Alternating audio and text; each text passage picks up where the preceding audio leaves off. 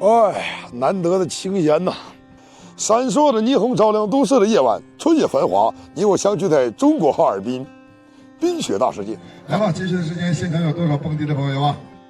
这里是哈尔滨冰雪大世界梦想大舞台的演出现场，我是主持人左右哥。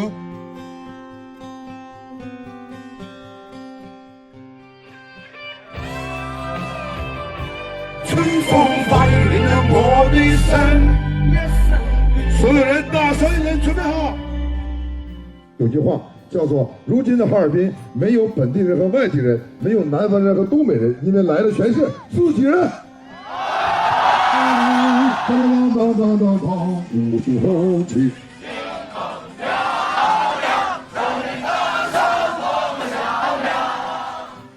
现在都不敢回想那2个月怎么过来的。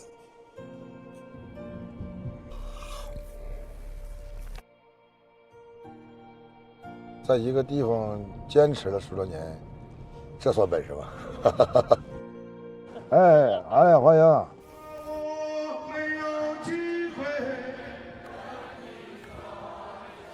今年的哈尔滨冰雪大世界要比原定计划提前要和大家说一声再见了。冰雪大世界于2024年2月15号24时正式闭园，朋友们，让我们相约下一个冬天。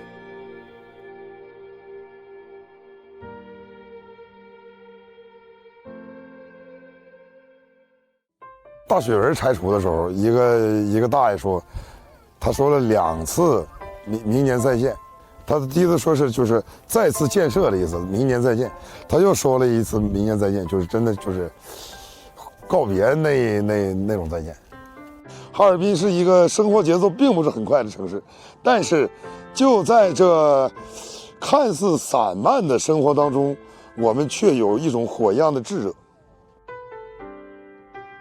我怕我没有机会跟你说一声再见。自己在冰雪季的时间呢，孩子放寒假，我放假了，他就上学了，完美错过。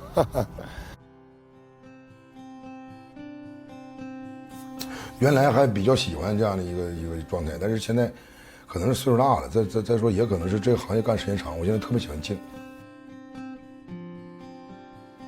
我特别像里边这个小王子，在冰天雪地当中翩翩起舞，让更多的人看到他的光芒。啊！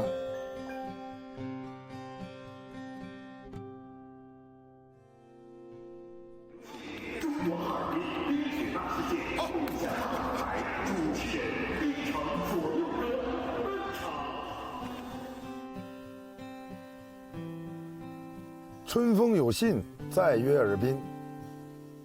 不说再见，后会有期。